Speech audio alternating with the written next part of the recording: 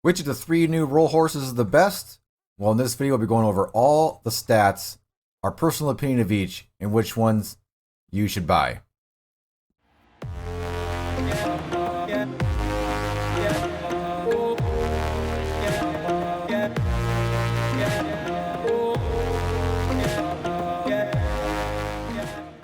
Howdy Cowpoke, AustinBMX here, and that's right. In today's video, we're going to be going over all three new roll horses, real life stats on them that we've owned all of them for about a week and a half now, leveled them all up in their bonding level, and did a few tests on them, and I'll give you my personal opinion.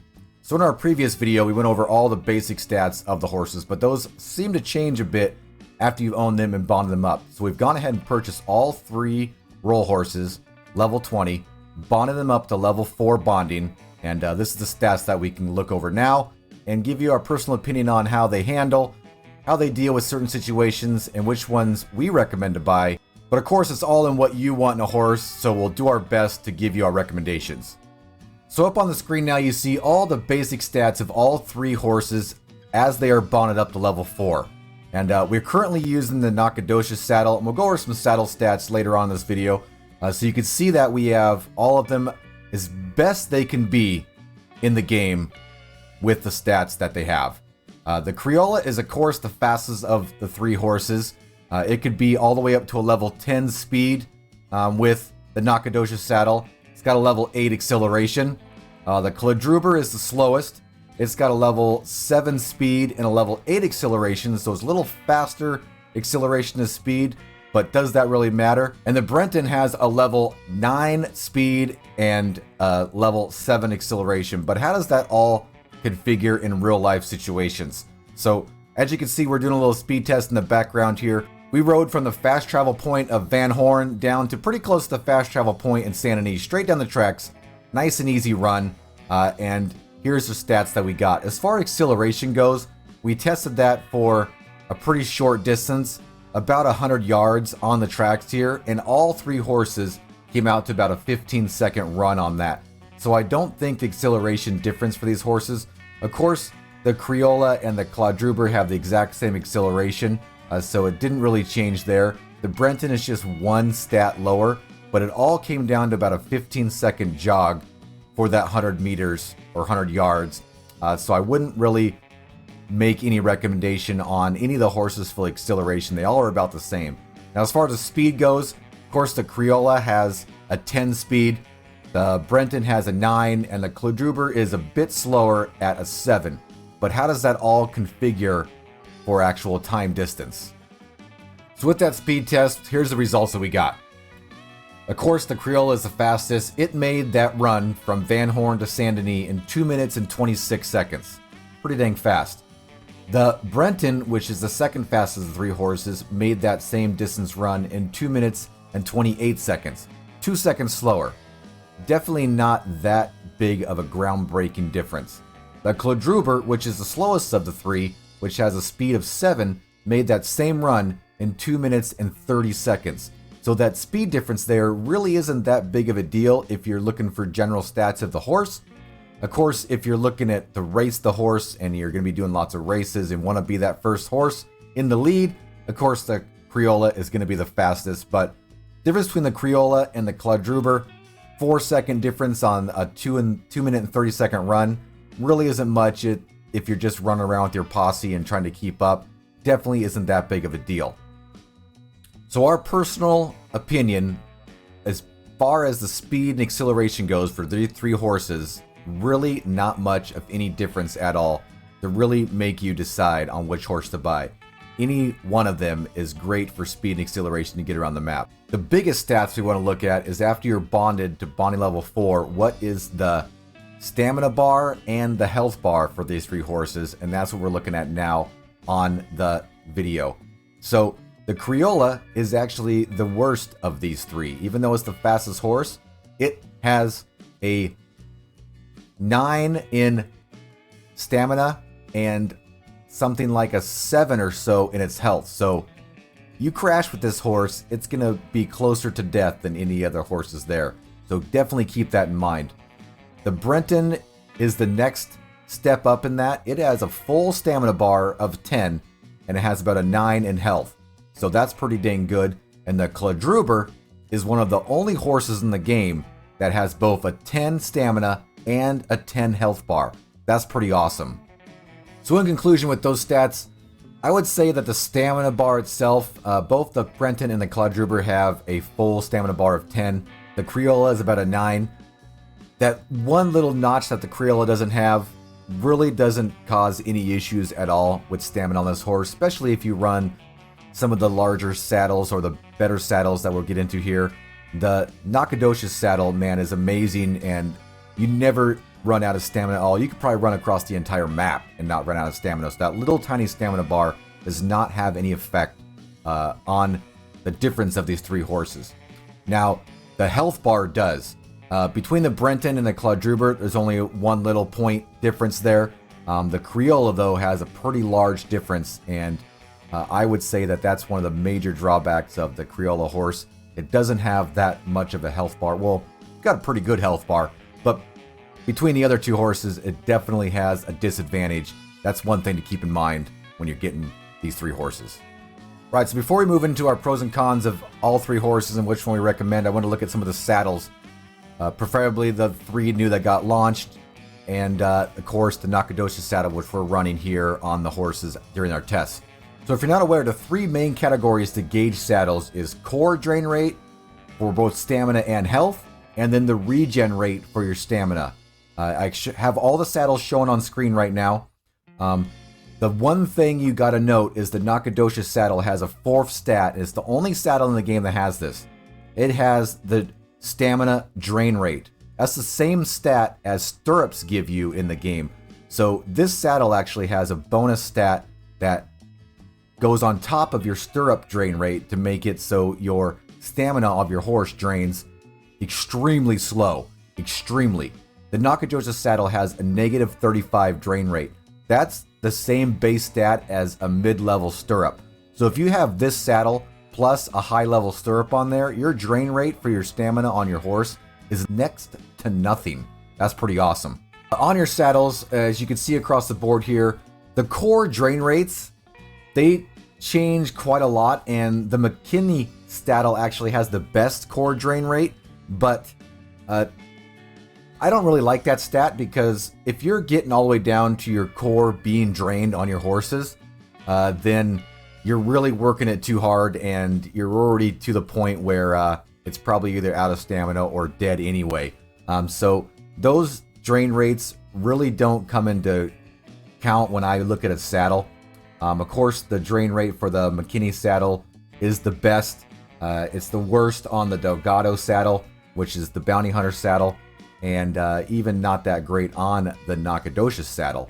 But the stamina regeneration or regen rate is the main stat you want to look at in all these saddles. The Nacogdoches saddle is one of the worst ones out of these four, of course. Has a positive 20 regeneration rate. Same thing with the McKinney saddle or the Collector. It has a positive 20.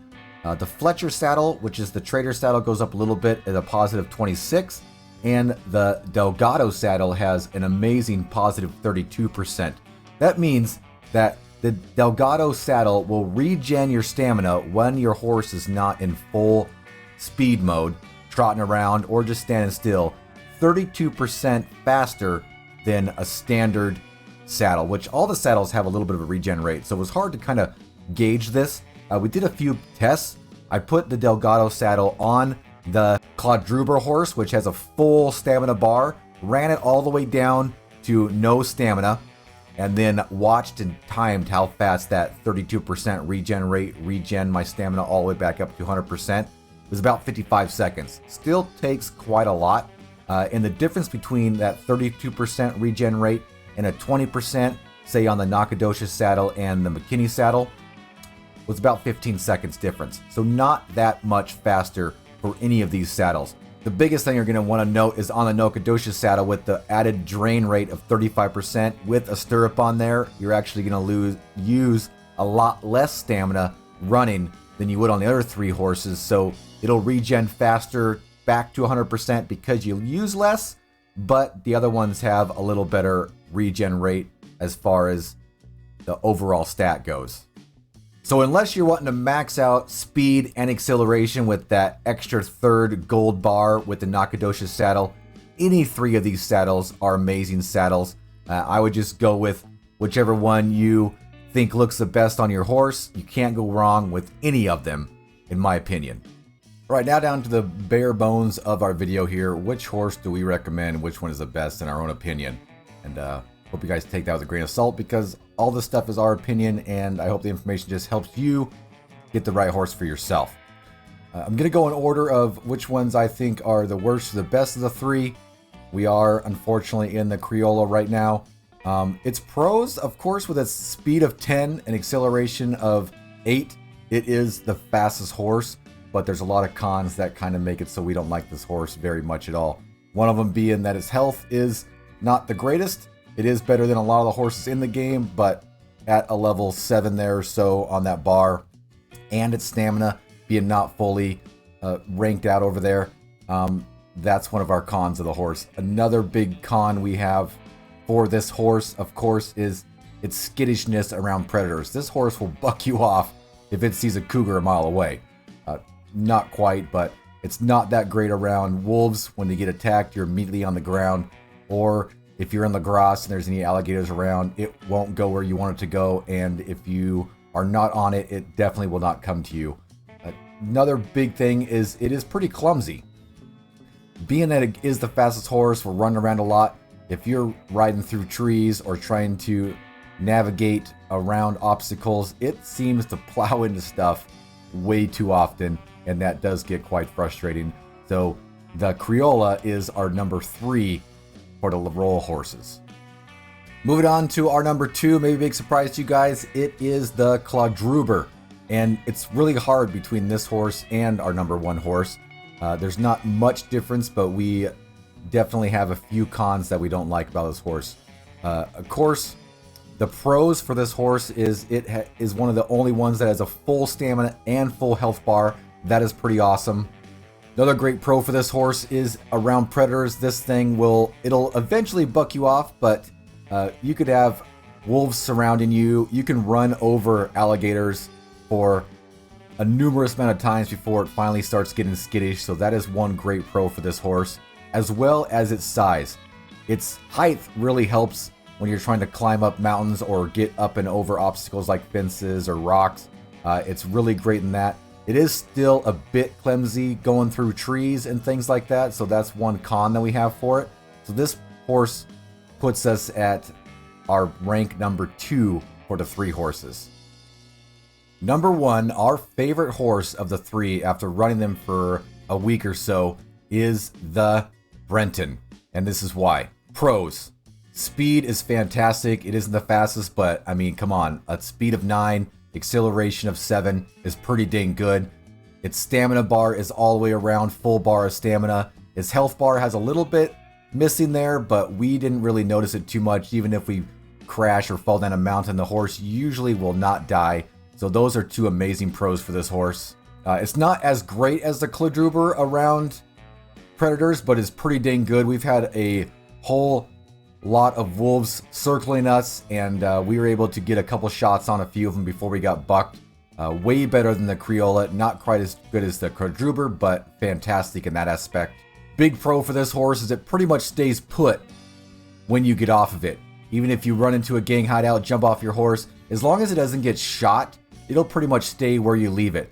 The Criolla, as soon as it hears a gunshot a mile away, it's one to take off and be way off in the distance. The Quadruber is a little better at this too, but the Brenton will pretty much stay put exactly where you put it. Unless it gets shot, of course, it'll run off, which all horses will do. But this one will definitely come back a lot faster than the Criolla and a bit quicker than the Quadruber. One of the best pros that we have that pretty much put this horse in the top tier for our opinion is its ability to dodge trees. Not really dodge them, but its ability to navigate through forests and trees while you're riding. This horse is pretty meaty and beefy. As long as you don't plow straight into a tree, it could bounce off trees fairly well and keep on going. The Criolla, unfortunately, you barely nick a tree and you're flying off that horse. This horse is great for all around getting around the map and going through trees. It's a pretty strong horse. It can get up mountains fairly well. Its only con that I could find is its height. It is pretty short, has short legs, has a hard time not really getting over fences too much, but getting over rocks and things like that. You can plow into a few things, or some of the larger ditches around the map. It does get hung up on those a little bit, but it does climb up mountains pretty well and gets through trees, so that outweighs that con and makes this horse our number one for all three and the one we recommend. Now, of course, all of our recommendations is, of course, what we've seen with the horses. Our personal opinion may not be what you want in the horse, but definitely let us know if there's any other pros or cons on any other horses that you see that we didn't mention.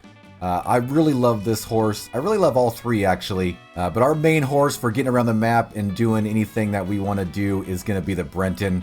And I hope you guys enjoy it as well.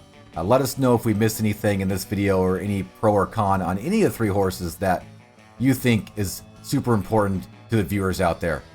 Hey guys, I hope you liked this video. If you did, make sure to smash that like button. If you're new around here, consider subscribing to the channel for more Red Dead Online content, including tips and tricks, news updates, gameplay, just good old-fashioned fun. Hope to see you on the prairie sometime, but until then, see you later.